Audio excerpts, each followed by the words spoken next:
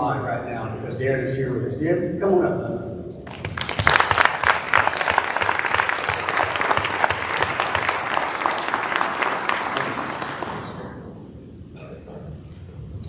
See, you ain't as southern as me. You just jumped on up there. Did you turn it on? Yeah. Hello? Yeah, you go. Okay.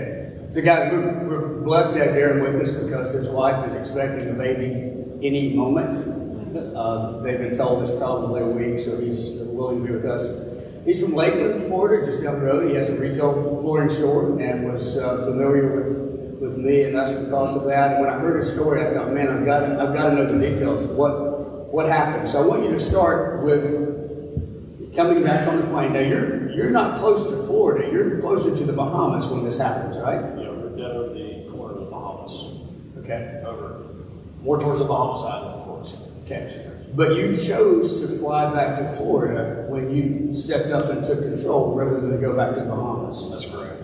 The reason for that? To go back to the Bahamas, my thought in my mind was when we crash or get injured, they don't have a medical staff there in the Bahamas to help you like they do in Florida.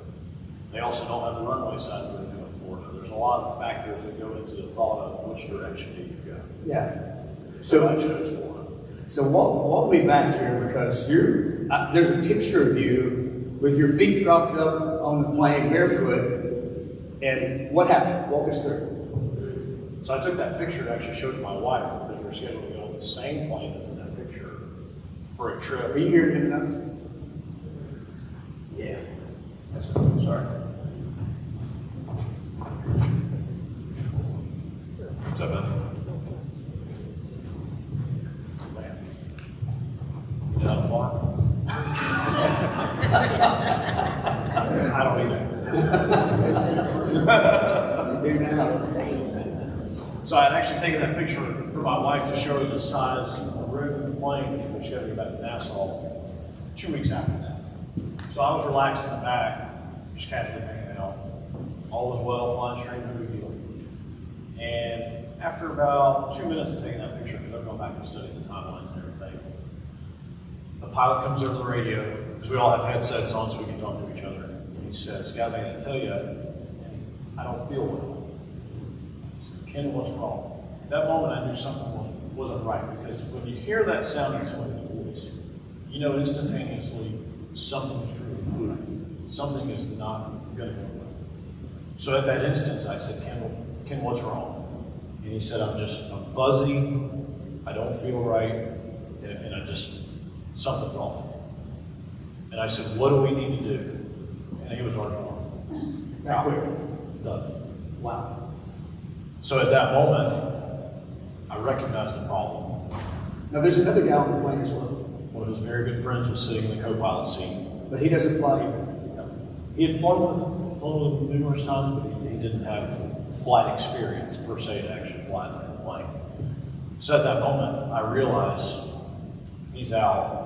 I could feel the plane starting to pitch because in airplanes, I don't know if any of you guys have been in a boat, let go of the controls of a boat. It'll eventually start going in circles. Airplane has the same similar inertia going on the propeller.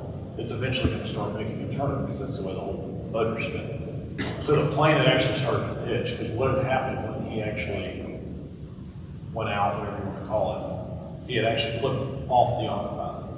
So the plane was essentially going and I could tell that we were headed in a direction that wasn't good. So what's your response to that? I immediately slid out of my seat, went to the front, and as I get to the front, I can feel that we're really now heading down in a spin. Can you see anything? I can see the water. Okay. And I can see it's coming. Pretty good. And keep in mind, folks, we had gone from 10,500 feet to we're now at 6,000 feet. 13 seconds. So it was very quick. So we're in a downward turn. And as I approach the front, he's still in his seat, unresponsive. I simply grab the controls and just slowly turn. Okay. So stop. I remember asking you this question because I said if it had been me, there would have been no slowly turning. I would have jerked the foot out of that thing and pulled it up. Correct. Why didn't you do that? I knew so back up to on our way over there when we flew previously, earlier in the week, we were flying and we were on the approach, and the comment was made, because I always just listen, watch your speed. And I'm like, we're in an airplane. Why do you have to watch your speed in an airplane? There's a speed limit. Yeah. And so I asked a question after they finished their conversation between the pilot and the co-pilot, and I said, well, what's the comment about the speed valve? And he said, if you fly the plane too fast, the airplane will eventually, the wings will come off of it and just turn into a big dart. And so I remember that as I approached the front, knowing we were way too fast. And that's why I did the slow motion rather than a fast motion. You got it stabilized? Yeah. So at that moment, you know, you're in a spin like this. My thought was to bring it back flat and then slowly get it up. So that's what I did. And the slowness was my concern of the wings coming off the airplane.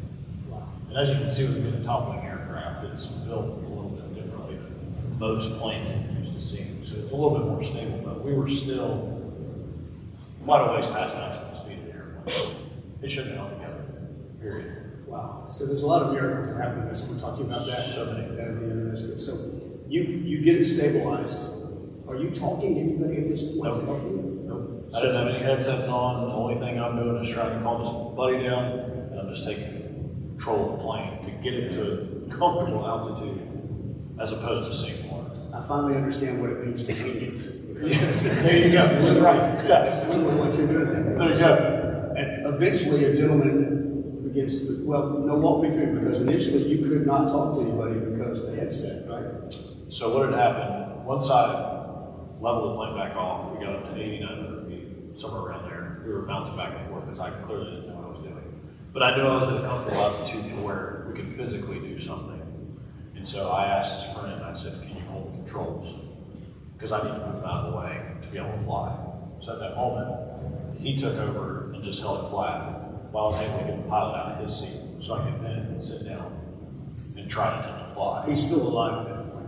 He is alive, but he's unconscious. Okay. And you don't know at that point what has happened. I have no idea. Okay, we'll fill in that blank in a minute. At that point, I basically figured he had a heart attack or something, and he was gone. So I moved him to the back. When I sat down, I went to move his headset and put it on, and nothing was happening. I couldn't talk to the guy next to me. So I grabbed the wires and I pulled up. There's just raw wires that needed to pull up. Because when I moved the gentleman out of his seat, it actually pulled the wires out of the dash. Wow. So at that point, I thought I was like, oh, there goes one of my lifelines, so I'm out. Yeah. But we had another headset in the back. And I actually snagged the guy in the right seat's headset, and he had gotten one once from the back. So I was able to actually communicate. Still at the time, I didn't talk to anybody. Yeah. I was just trying to get set up. And we were not headed back towards the arena either. We were headed due south. Wow. So you finally got to communicate with somebody. It turns out that he is a flight instructor. Correct. Yes, he just so happened to be working that day. Another miracle on all the ones I've told you about. And he was on his lunch break, and they heard the call come over the radio, and they went and grabbed him out of the break room, and they said, hey, there's a guy flying a plane that doesn't know what he's doing. You need to go help. And so he instantly came and got on the radio. And after the fact, I learned he printed out pictures of the cockpit, because there's only two options in that cockpit. He printed them out so he could physically tell me where the gauges were and what I needed to do based upon the picture that he had in front of him. Amazing. And walk me through it. Yeah. So, wow.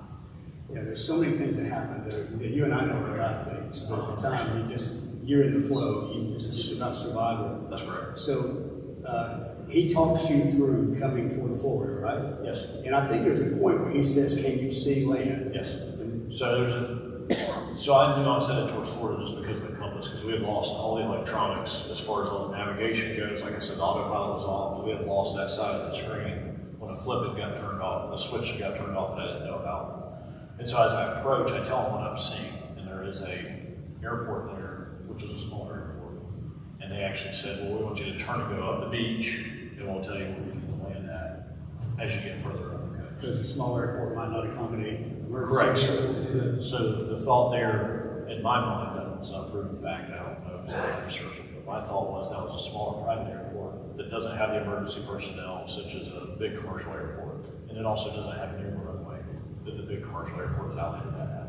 So I know we're limited on time here, and I want to hear about the flaps. You shared this story with me, and I don't remember seeing so much about that in the interview, but tell me about when they tried to get you to utilize the flaps to slow the plane down so you know what to do once you land. So, as I approached the airport, I was still too high, and I was not in a hurry to ditch the plane over and try and land it. My thought was, take your time, recognize what's going on, slow down, and just make your approach the best you can. As I passed the airport, and as I started to turn, the gentleman comes over here and says, we need to work on flaps. I said, okay, well, I don't even know what that is or where they're at, help me out. He says, grab the far right control, pull it down one notch, and that's what we call one notch flaps. I said, okay, that sounds good. I didn't realize that an airplane, when you put flaps in it, it immediately goes like this. It shoots up, because you have to, what they call now that I've learned, trim the airplane out to where you're compensating for it. The idea of the flaps is to slow the plane down. As soon as I did that, the nose shot up. I felt like I lost control. And I immediately put it back, came over to the radio, and I said, I think something might be broke. He goes, what do you mean? And I said, well, this plane doesn't like flaps. He said, that plane, you have to trim it out a lot, you put the flaps into it. I said, okay. He goes, try it again for me, let's see what we can do. Be prepared to nose into it. I said, okay, not a problem, I'll try it again. Scott, I think the second time was worse than the first time. I swear I thought we were going to the moon. So I immediately put the notch of flaps back into it. Come back over the radio and I said, buddy, I don't know how to tell you this, but I ain't flying with flaps. He goes, well, not a problem, no flaps it is. I said, okay, are you sure I can land this thing with no flaps? He said, you got plenty of room, I'm not worried about it, don't do any flaps. So that had eliminated the flap part of the story, which is actually one of the most stressful parts besides the dive and the whole situation. Wow. So take us through the landing. What happens? So when I was passing out, before we got to the flaps part of the story, I had asked him on the radio, because in my mind I knew I was going to put the plane on the ground. Did I think that I wasn't going to come out unhurt? Absolutely not. I thought I was going to wind up upside down in a ditch. I didn't know. But I did come to the radio and I said, hey, when I land this plane, how do I stop? Because the airplane's just going to keep going if you ask me. I don't know how to stop it. So he actually walked me through the brake pedals on the feet, at your feet, of how to stop it. So as I'm approaching, here's a couple of key facts. I was doing 140 miles an hour, which is almost double what you're supposed to do when you land. And there was a 28 mile an hour crosswind. So as I was coming in very fast, pretty risky, obviously, but I had a 10,000 foot runway. And I had certain points in my mind where there were landmarks. There was a big building. I knew if I was over that, obviously I was good. Once I got past that, I was over the airport. I know it's smooth. I could actually drop out of the sky and still land on airport property. So at that point, once I passed those, it got to a certain point to where I looked at the guy next to me, and they kept telling me, you need to slow down, you need to slow down. And we kept moving the throttle down, and I finally went to the guy next to me, and I said, hey, just take the throttle and dump it. He was like, what do you mean? I said, push it down as far as it will go, push it to the floor, and I don't care what happens, just as far as you can go. And when he did that, I just nosed the plane down, and he landed on the ground. And after all the dust had settled, I get out of the plane, and I looked at the guy from the airport, and I looked one way, and I looked at the other, and I said, how much did I use? He goes, what do you mean? I said, well, how big's the runway? And he goes, oh, 10,000 feet. And I said, well, how much did I use? He goes, no, about 6,000 feet. I said, oh man, we're always doing it again. So, yeah. Not only that, Dan, if I remember right, you landed it so well that you said, hey, do you want me to taxi it on Yeah, the so as I was taxiing down the runway, I'm on the radio and I'm controlling it with my feet. I'm actually steering it down the runway. And I come over the radio and I say, hey guys, I know I'm probably holding a lot of people up here. You guys want me to just turn this thing off the runway here and get it out of the way? They're like, absolutely not. Just stop where you are and turn everything off. So there's another side story going on here because your wife is tracking your flight. She knows where you're supposed to be and at what time, and she's kind of convinced in her mind that something has gone wrong because you're about 20 minutes off. What many people did not realize was that her sister's husband died the year before while she was pregnant. And his wife was, at this point, six months pregnant.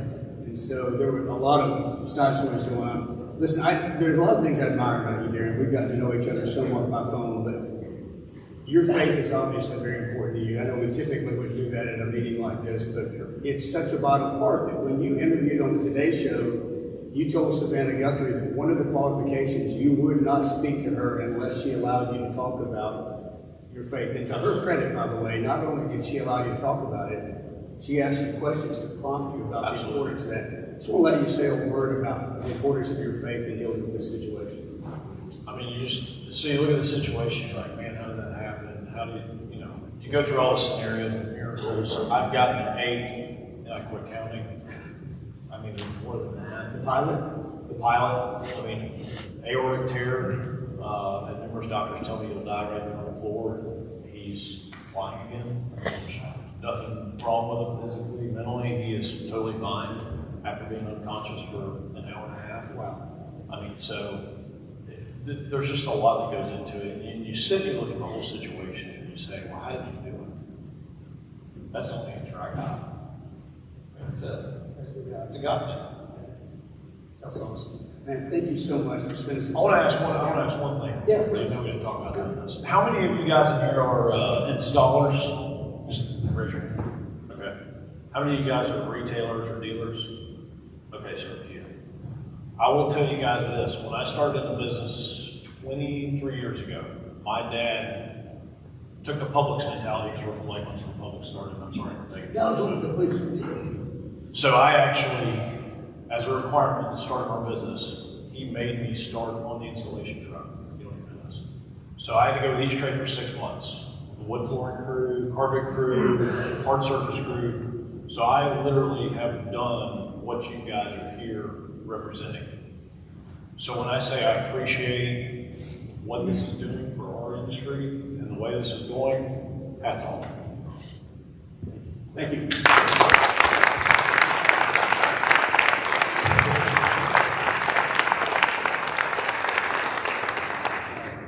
Chris next. Yeah.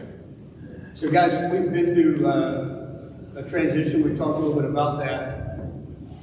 You're getting an opportunity to meet the new leader of CFI, and he comes with some vast experience, and I think you're going to be really excited about the direction, this new direction that we're taking. Chris and I have known each other for years, had not seen each other for a lot of years. I actually worked with him at Shaw many years ago, and he's had his own workroom. He's got the background and experience to respect, appreciate what you guys do, and to lead us forward. Chris, thank you so much. Thank you.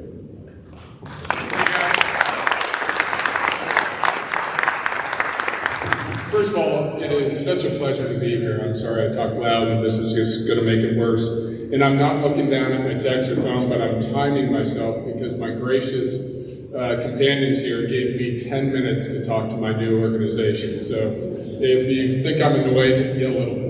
I am so excited. I've been looking forward to this day since I started on May 15th. This is a great organization.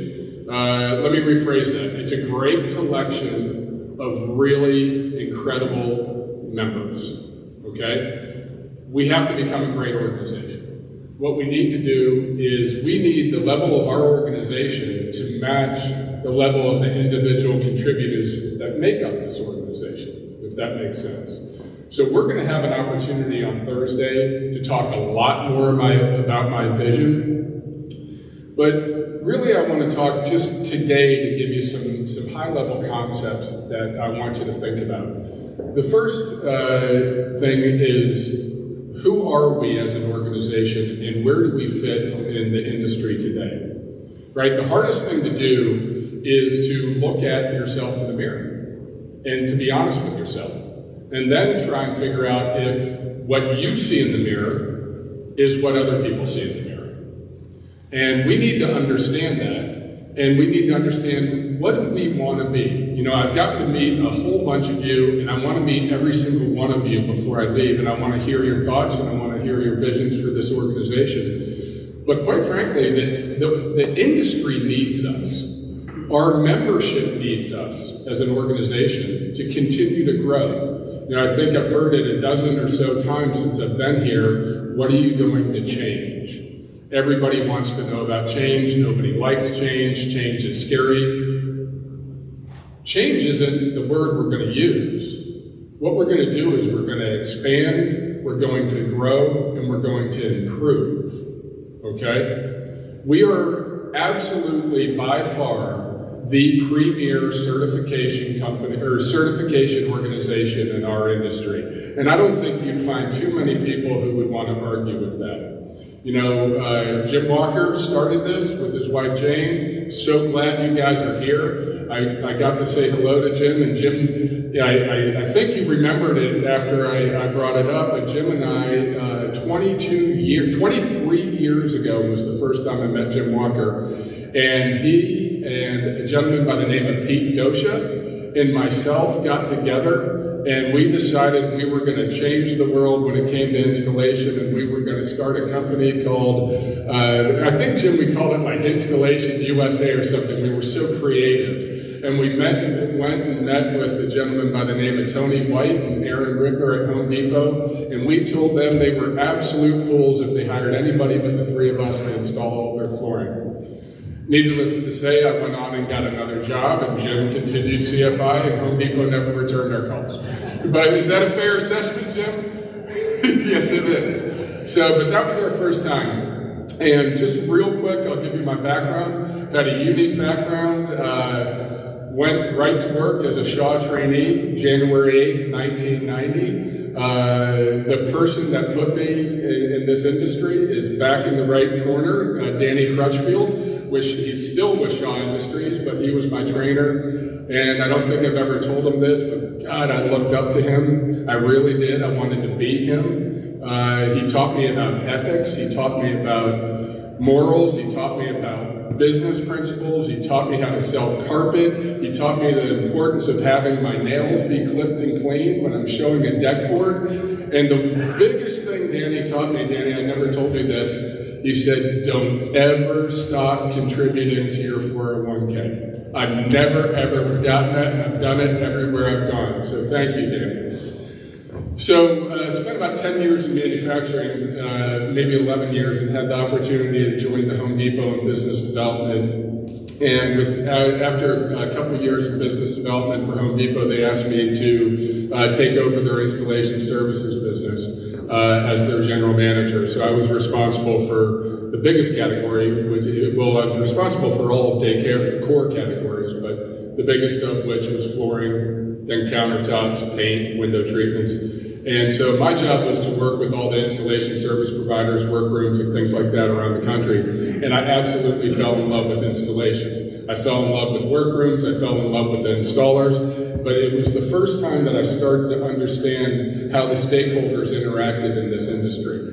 And at the end of the line, which is the finished project, which is what I refer to as fulfilling the project, is the most important thing, right? Nobody comes into a store to buy a piece of carpet to set it in their garage and look at it and take their neighbors over and say, does this look good? No, this is really about the finished project, and that's what all of our retail partners are going to be judged on. So after I left the Home Depot, I started my own business called National Installation Solutions, Inc., or NISI. And I became a workroom, and I decided I was going to build an installer-centric workroom. Reason being is I thought it was a lot easier to attract installers instead of trying to bribe them, because you're bracketed, right, economically on how much you can charge and how much you can pay.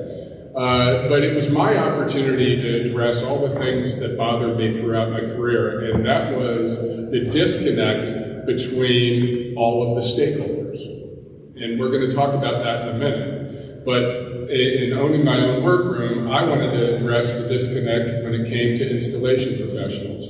So I wanted to do everything I did in opening my business to be from an installer perspective. What's important to the installation professional?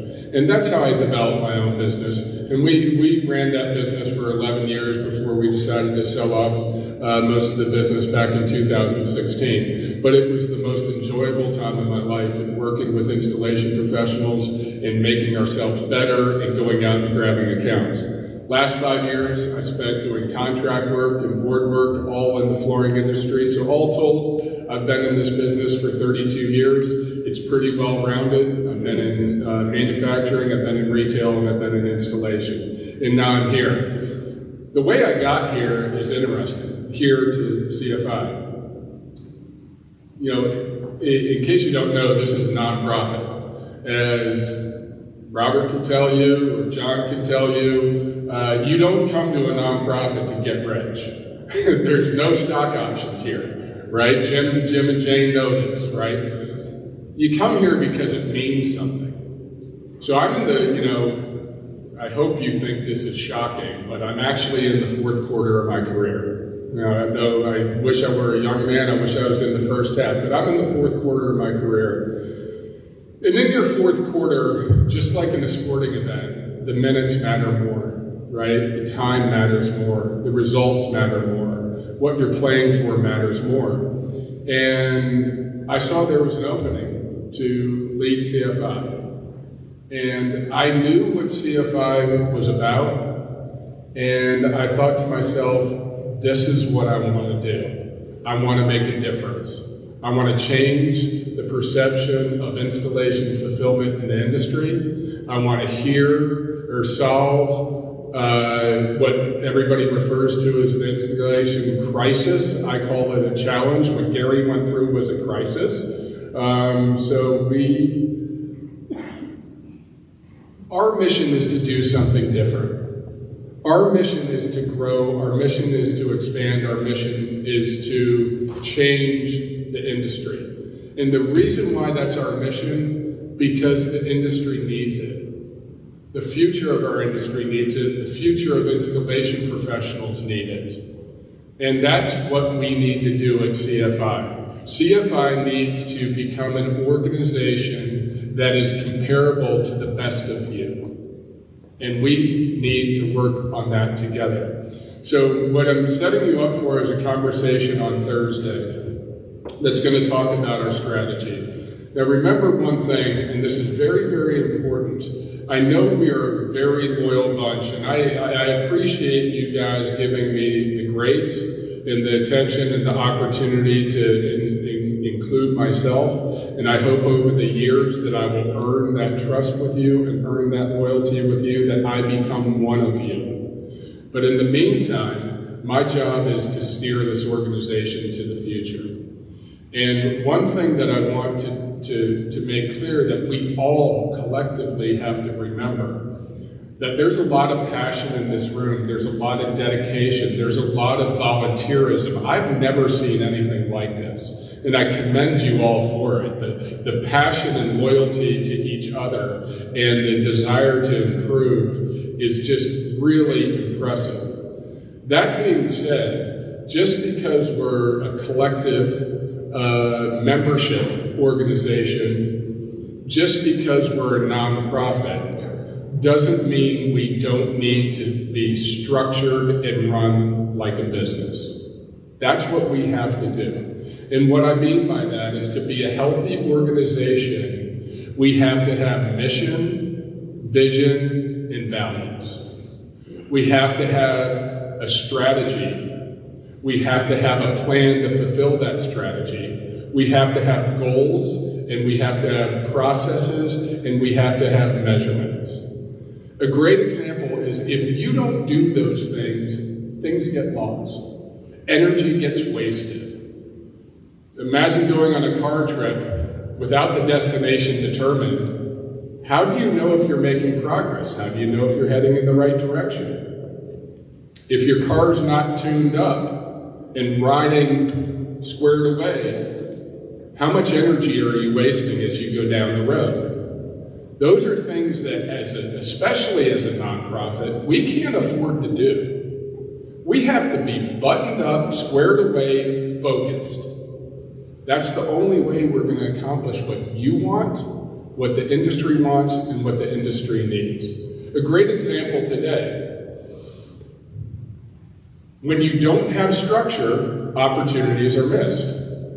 I found out today there was a certification meeting, right? There were 30 people in the certification meeting. People wondering where I was. I got a text about 45 minutes after the meeting started from my friend Dave. Are you going to be able to make the meeting? What meeting?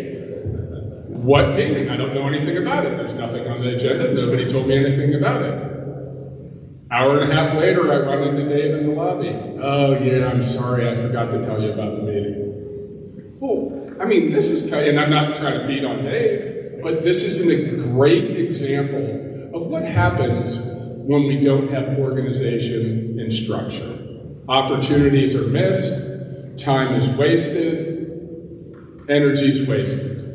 And as you get to know me, you're going to understand I'm a very high energy person. I believe in integrity, I believe in effort, I believe in focus, I believe in structure, and I believe in being cost effective and efficient. That's my responsibility to myself and to all of you. And that I'm going to commit to you is the organization we're going to build. Something that meets your level of performance, your level of pride, your level of dedication.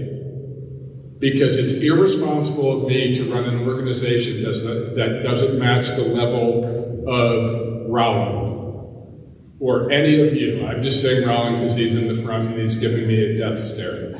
But, or Rod, or any of you out there, Jerry, we've got to, as an organization, as a leadership team, we have got to deliver the same level of passion, integrity, effort, and professionalism the rest of you have been doing for 29 years, okay? So I'm committing to you that me and my team will rise to your level of competence and success. So with that being said, before I wrap up, and I've got about 5 more minutes, let's see. The hell, I'm the president. I'm going to talk as long as I want. I want to introduce you to our new leadership team, which I'm very grateful to be a part of. Dave, if you'll stand up, you all know Dave. Dave is obviously very good at what he does, very knowledgeable, not good on time management or communication. But I want to thank Dave. I honestly, Dave's knowledge is an integral part of what we do. We're going to work as a team together to deliver what's needed. But Dave Garden is our Executive Director of Training and Education, so thank you, Dave.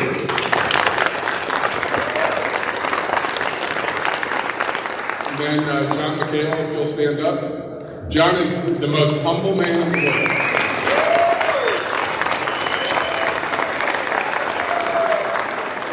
It's so funny, the first day I started, I'm asking about the team, and by the way, is Ren in here? Ren! Hey, Ren. So we'll talk about John first, but, I asked what people do, and I said, the feedback I kept getting about John McHale is, he does everything. And I said, okay, yeah, sure. He must be a really nice guy. Everybody says he does everything. After about a month, I remember driving home from Dalton, and I'm going, son of a bitch, that guy does everything. And so, John, we wouldn't be here without you, so thank you very much.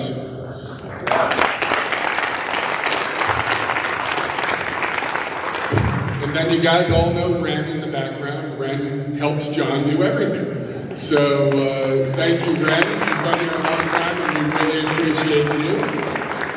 And then last but not least is the newest member to our team. Please stand up. This is Mandy Jackson.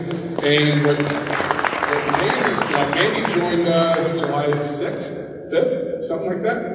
And so I knew Mandy would be good internally because she's very organized. She's got a lot of administrative experience, and she's going to help Dave. She's going to help manage Dave, John, and myself. And so we were thrilled to get her. And then one day the truck arrived from Forney. As all of you know, we shut down Forney and moved all the materials, and you didn't have to sit down. And we moved it all to Dalton. And so, with Scott's help, we found the warehouse, and John's help. John actually found it from Texas before any of us. And so this big truck arrives at 2 in the morning, and the truck driver wants us to start unloading at like 6:30 in the morning. So we got Dave Garden, flooring professional extraordinaire, Chris McKee, lifelong flooring person, Scott Humphrey, lifelong flooring person. We get there, and who tells us to get out of the way, gets on the forklift and empties the whole 53-foot trailer in about, I timed it, remember, it was an hour and 14 minutes? Mandy. So we are so grateful for Mandy.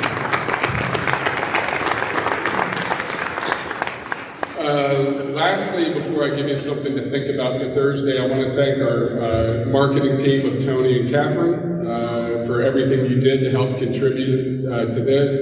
And last but not least, Frida. Frida, please stand up. Everybody knows Frida.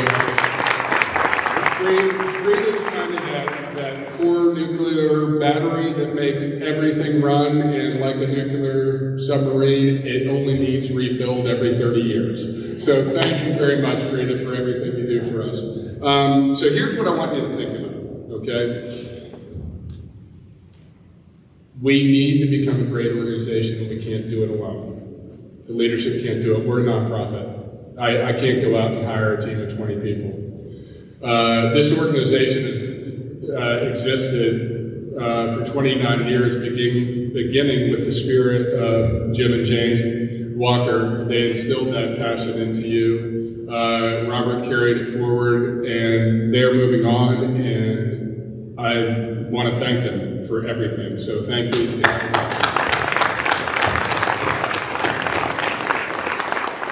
But what we have to do is we can never let that passion and commitment leave as we move forward. We are going to be doing a lot of things to change, not change, right? We're not going to use that word, to grow and expand. And it is going to be absolutely a requirement to have the passion and participation that you've given to this organization for 29 years. I'm going to ask even more from you. But what we are going to give back is we're going to give back our vision, our mission, our values, why we exist. This is why we exist going forward. We exist to promote, elevate, and represent professionalism of the flooring industry. Okay? That's a lot broader than we exist to certify installers. We do more than that, because we are more than that. And you are more than that. All of you are more than a certified installer. You are business people. You are volunteers. You are contributing to this organization. You are passionate supporters of our industry. So what we're going to look at and how we're beginning the framework or the thesis of our strategy going forward. And I want to share all this with you because I want you to know it, because you're going to be part of it. The thesis surrounding and underpinning our strategy is this. It's not the installation crisis. It's not the shortage of installers, okay? It's not that we need better installers. The thesis around our strategy is this. We're in a very, very interesting industry that has 4 primary stakeholders. Those stakeholders are the manufacturer and or supplier, right? Distributor, manufacturer, what have you. The next stakeholder is the reseller. And I say reseller because it could be a retailer, could be a commercial house, could be a distributor, what have you, workroom. Third, you've got the installation professional. And fourth, you have the consumer, right? Those are the 4 stakeholders in what we do for a living, what our industry does for a living. The problem is, historically, to this day, so forever, those 4 stakeholders are not integrated. They're not integrated at all. They're siloed, completely siloed. And it's really so illogical when you step out of the game and you look into it and say, wait a minute, these 4 stakeholders are totally interdependent on each other, but they operate like the other 3 are not part of their business. We're going to change that. And what we're going to do is we're going to value map what's important for each one of these stakeholders. And then how do we make CFI the cog that pulls them all together, okay? So our focus is going to be to figure out, how do we become the most important body organization in the industry? We do it by pulling them together. Nobody would buy one thing the manufacturers would make if it couldn't be installed. Nobody would buy anything from a retail store if it couldn't be installed. We as installation professionals need someone to manufacture that product, need someone to sell that product. So we need to work with them. But what's been missing over the years, and it's not CFI's fault, it's not the retailer's fault, it just hasn't happened. This room should be filled with 4 or 5 times more members that are installers. It should be filled with 4 or 5 times this number of people who are retailers. The retailers need to understand the value of the installation professional. And it all is going to be centered on understanding how fulfillment works. Because at the end of the day, no matter what the folks at Shaw, Mohawk, or Engineered believe, the consumer has no idea who makes that product. And no matter what the retailer thinks, the consumer's not going to form their opinion by their in-store experience. The consumer's going to form their opinion on the product they bought and the store that sold it to them based on how their finished, fulfilled project looks, right? Now we could, as installation professionals, step away right then and say, hey, we're obviously the most important piece of the puzzle. But then we'd be ignoring exactly what I just said. We are integrated. We can't exist without each other. So what we have to do is figure out how do we get the other parties to be part of us so we become one. So that the retailer says, I get it. I get what CFI is doing. I want to be part of CFI, and I want all my installers to be CFI.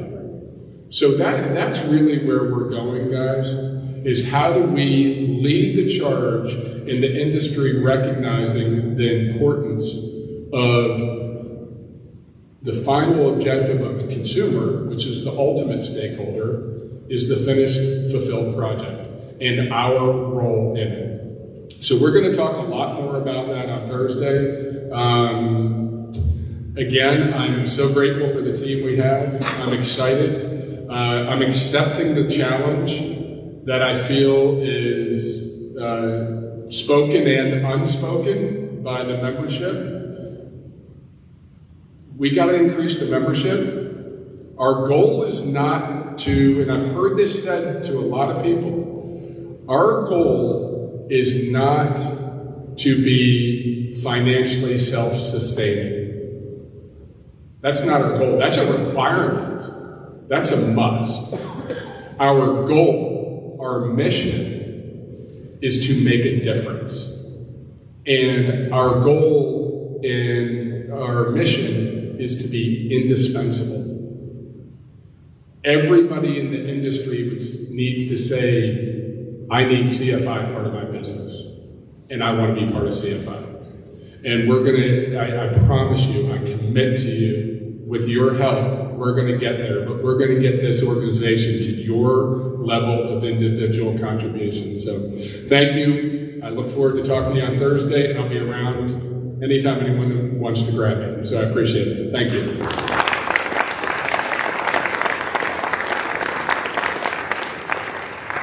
Thank you, Chris. And from the WFCA standpoint,